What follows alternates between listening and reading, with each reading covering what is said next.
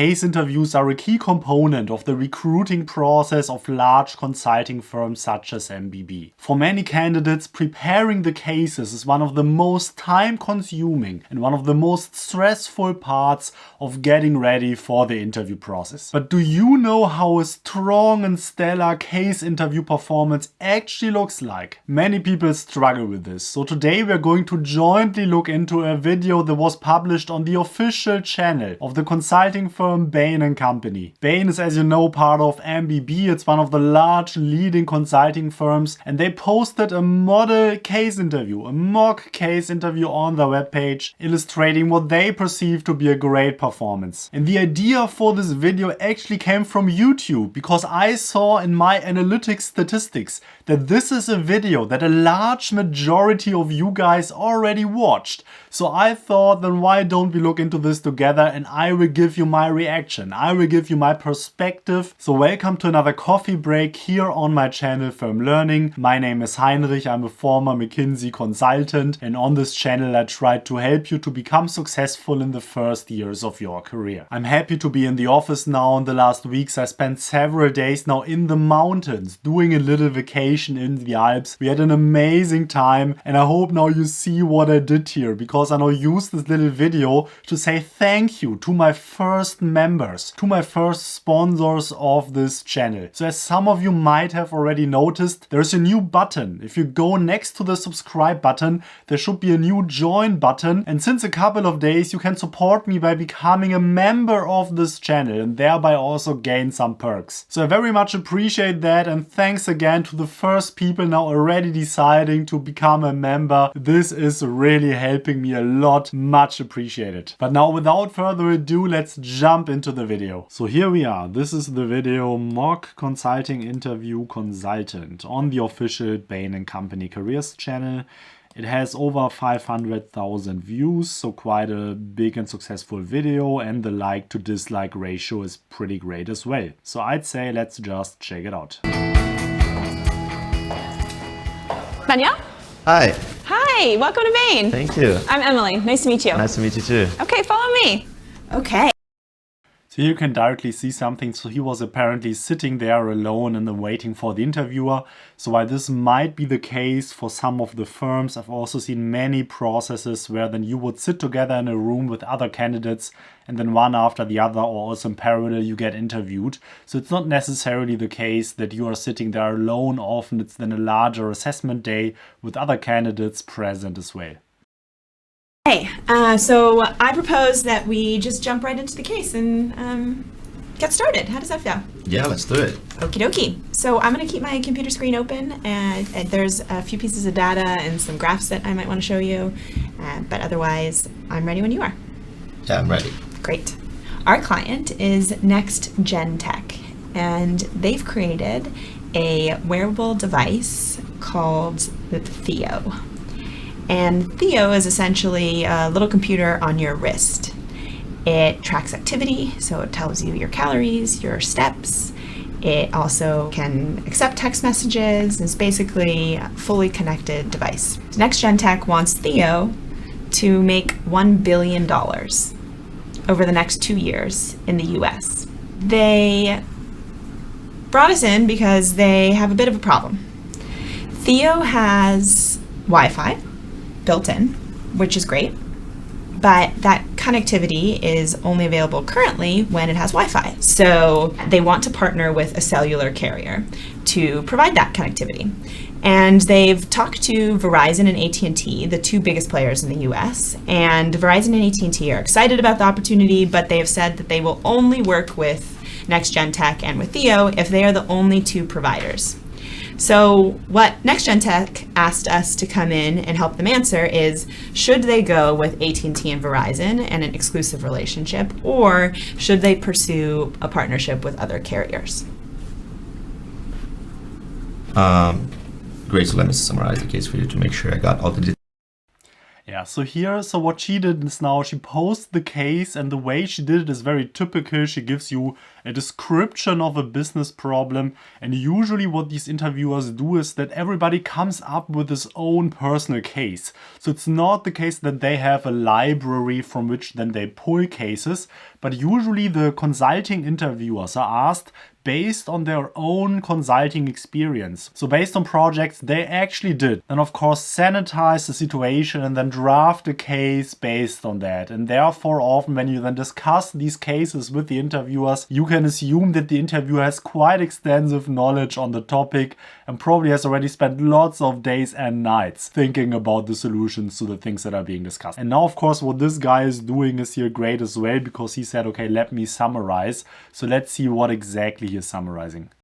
Details. Our client is Next Gen Tech. Our client has developed this wearable device called Theo, which is like a computer on your wrist. It tracks your fitness, calories, you can tax from it. And our goal here is to make Theo a $1 billion revenue. Is that correct? Yep, revenue. And in the US only. Yes, we're only talking about the US right now. Okay. And here indeed what you can see is that he is asking some clarifying questions. So what is the scope? Did I understand the units correctly? And this is important because it might happen that you just misunderstand something that somebody says A and maybe you just imply something else in it. And then just by getting this out of the way, asking these questions, it can really help you to not get derailed from the case just from the very beginning, which would of course be a pity. One complication is that the device has Wi-Fi built in. But our client wants it to work like anywhere, even when Wi-Fi is not available. So they want to partner with some cellular carriers. And the options we have are basically one, AT&T and Verizon, partnering with AT&T and Verizon, but they demand exclusivity or following other carriers. You got it. Can I ask you one more question? Sure. Are we planning to sell this device only through like the carriers' stores? Yeah, for now, that's our distribution channel is going to be through AT&T and Verizon or other carrier stores. Great. Do you mind if I take some time to organize my thoughts? Go for it. All right. And this is now important as well. So whenever you are, faced with such a question in the case, almost never is expected from you that you just, start talking without any preparation and so on. And in most cases, this is actually negative and will reflect on you as being unstructured, as being unorganized. So it's always well worth the time to say, okay, can I just take a moment to organize my thoughts? And then in these kind of situations, they always will say yes. And then just try to come up with some kind of structure. So ideally you have a couple of things in your mind that you believe now should be evaluated, should be looked into, and then you organize them into some groups. Very often the number is 3, so it's often great to then have 3 groups of things that you want to look into, and then you can go group by group and discuss that. But for that to do that, it's completely fair to just take a minute or so and just structure your thoughts on a piece of paper. So our goal is to make the $1 billion business in the US in revenue in the next 2 years. Yep.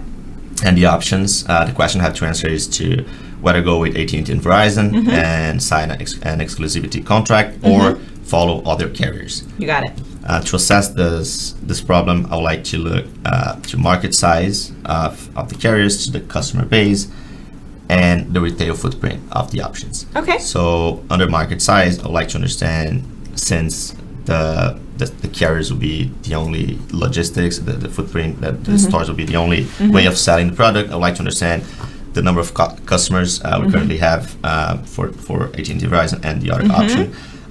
What is the price we'll be selling to these clients? Sure. And what is the growth expected between year 1 and 2?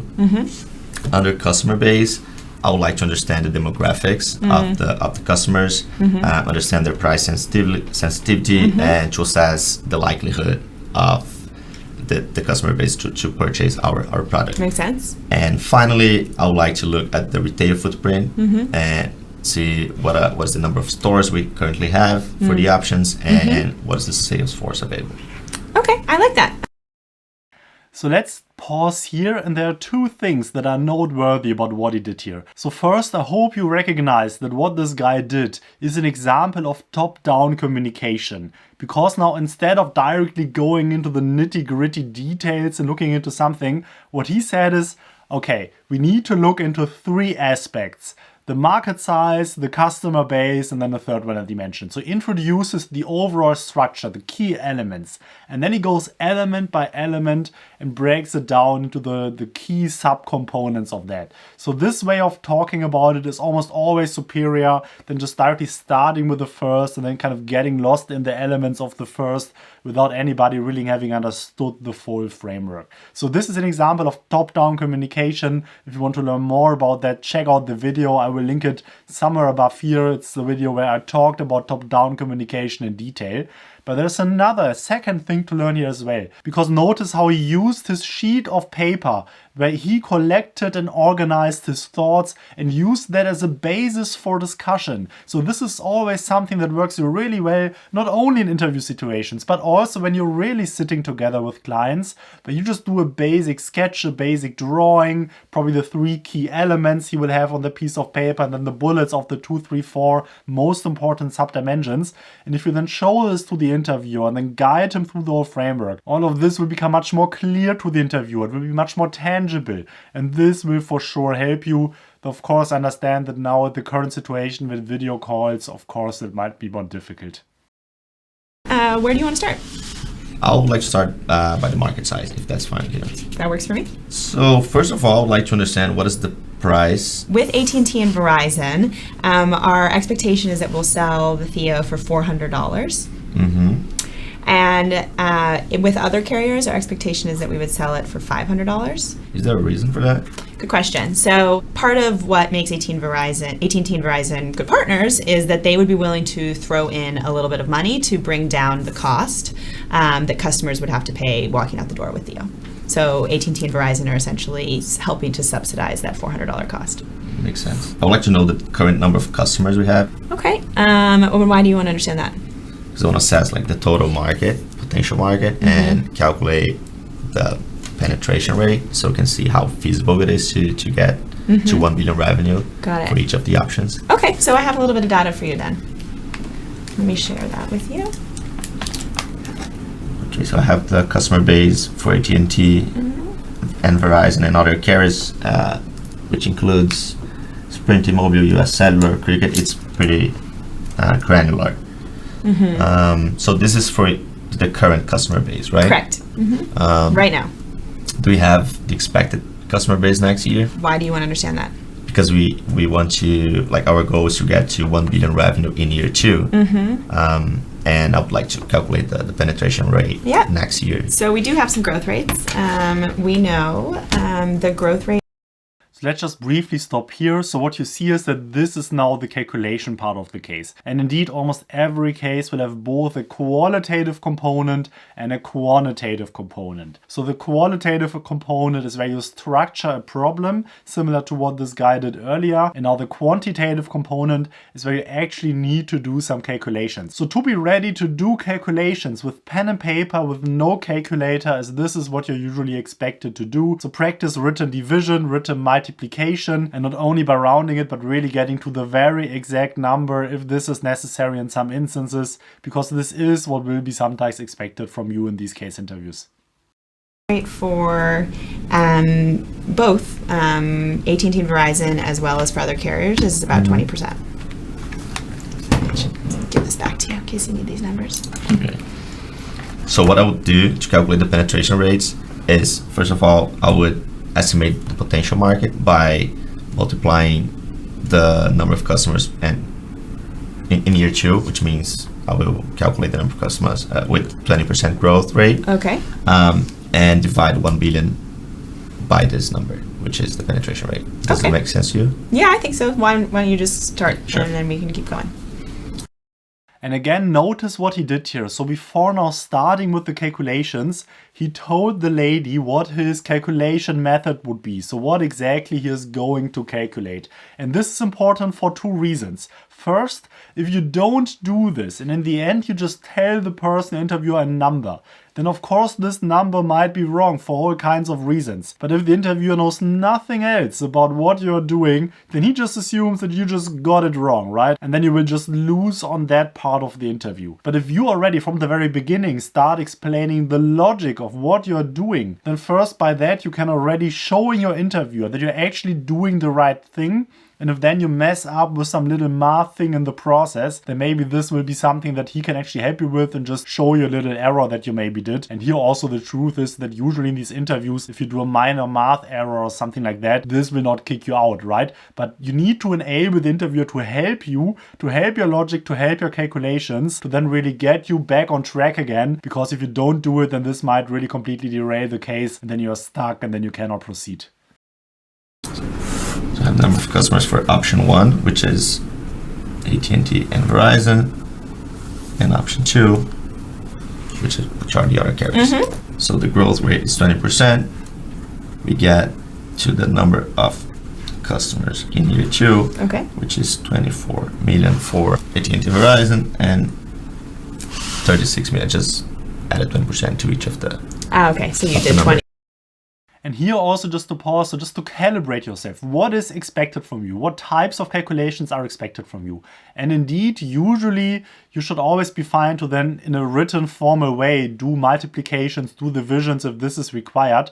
But of course, whenever possible and whenever it makes sense, if you can just do basic little calculations in your head, in your mind, just some mental math, of course, that will always be portrayed as more confident, will always be portrayed as a bit quicker in your head, right? A bit more smart than if you just always do a formal written calculation. And here indeed, if you have a calculation, something like 30 million times 1.2, then this is indeed something where you should be able to come up with a result just by mental math and not by now formally writing the calculation out. 20 times 1.2. Yeah. Okay.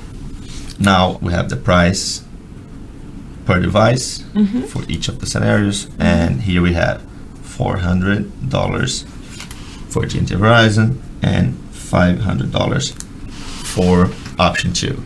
All right, by multiplying these two, I'll get to the potential total market size, assuming you have like 100% penetration. Okay. So this is the total market, not 9.6 billion and 18 billion for option 2. Since we want 1 billion revenue in year 2, I will divide 1 billion by 9.6 and my final. So in this case, I will approximate to 10% if that's fine with you. And here is 1 billion by 18. Again, approximately 5% if that's fine. That sounds good. Yeah. So both. So here again, sometimes it's completely okay just to round the numbers as he also did it. But indeed, again, as this candidate also did, I would always ask your interviewer if it's okay just to proceed with a rounded number, because sometimes they also just want to test you and want to see whether you're actually able with written math to solve a more complex problem to the correct digit. So don't just assume that you can round, but ask, and then often sometimes you might be okay and then you can proceed this way. Both penetration rates seem relatively low. Of course, option 2 seems easier to achieve. However, since we have more carriers, it's more granular, it's harder to probably standardize any go-to-market strategy they have. So I would...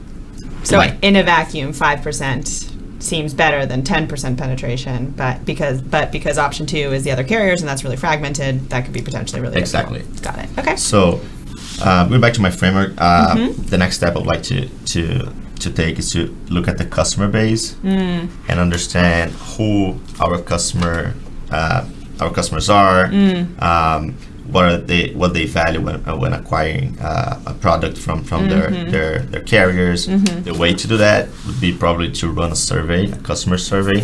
We definitely did do a customer survey, and I'm excited to share it with you. So you can see here that.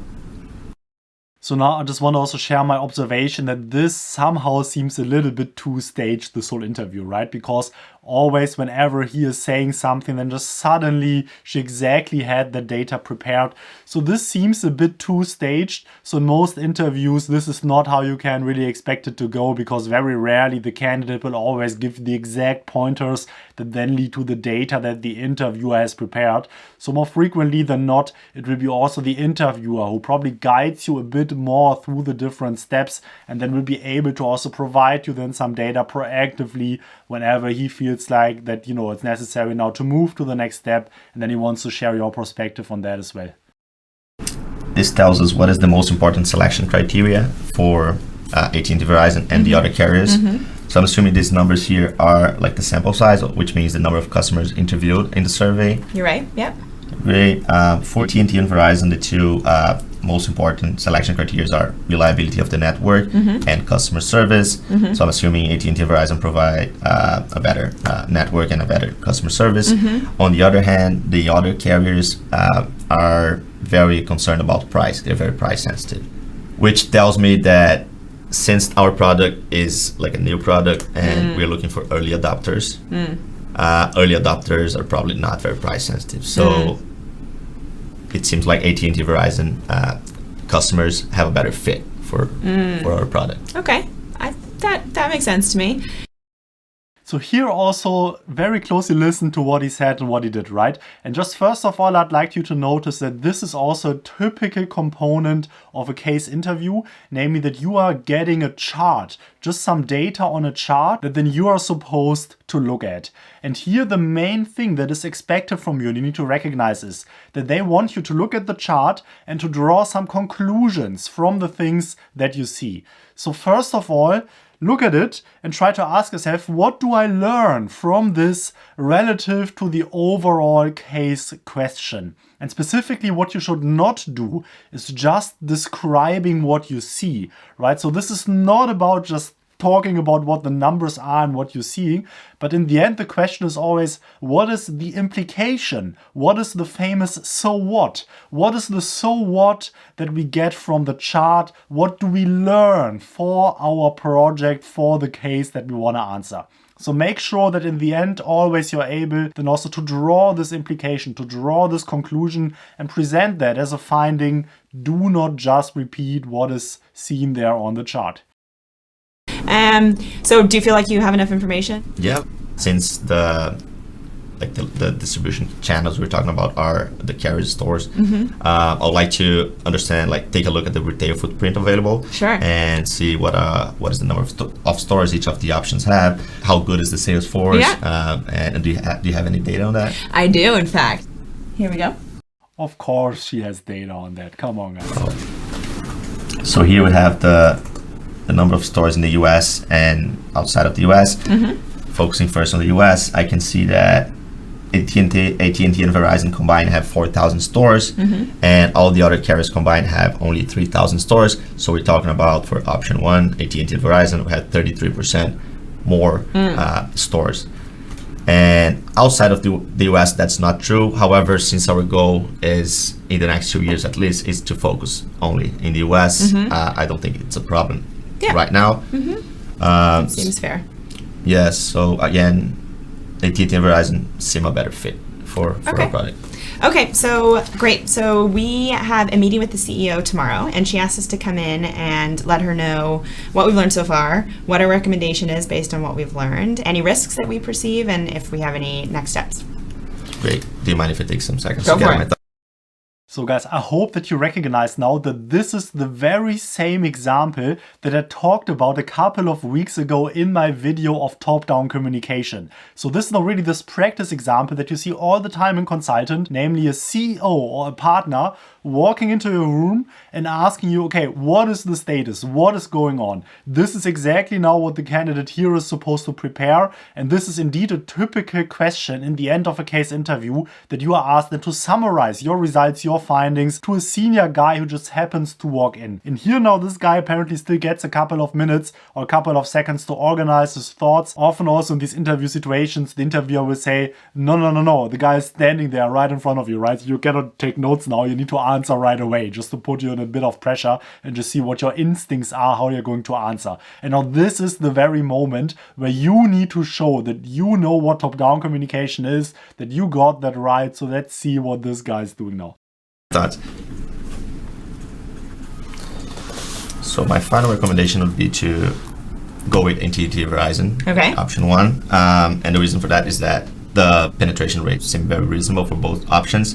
However, the customer base for AT&T and Verizon customers seem a better fit to our product because our customers are less price sensitive and are more likely to be early adopters of this new device. Okay. The main distribution channel will be the carriers' stores. AT&T and Verizon, they have more stores, like 33% more stores. And since this device, I feel like customers need to like try it on and make sure it fit and look well. It's a good reason to have. It's good to have more stores. Yeah. Next steps are, first of all, follow up on the risks and assess them, and finally get the law team to write the contract and get the best terms possible for us. Great. You're done. Good job.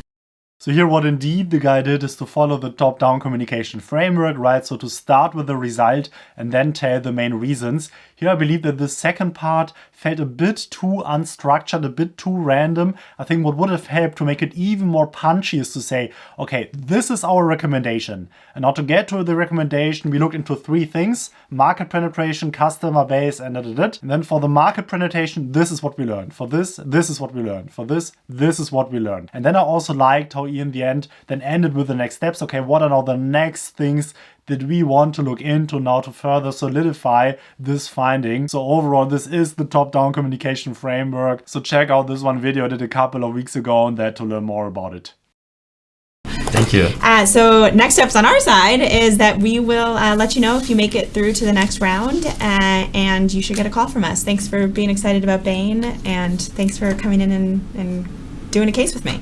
Thank you for having me. It's really good to meet you. I hope that was helpful, and as always, if you have any questions, feel free to leave me a comment below in the comment section, and I will do my very best to answer every single comment. If you took any value out of this video at all, please smash the like button for the YouTube algorithm, and also subscribe to my channel to stay up to date on my content. I release weekly videos every single Saturdays. And if you want to see even more from me, also follow me on my Instagram. My Instagram handle is Firm Learning. And I also have a mailing list. You can sign up to that via the link that is provided in the video description. And last but not least, I want again to invite you to join my channel as a member. This would mean the world to me. You will find the join button either also as a link in the video description or next to the subscribe button. So check that out for some perks, but most importantly for my eternal and sincere gratitude. Thank you guys. Looking forward to seeing all of you again soon. This is Heinrich from Firm Learning, and bye bye.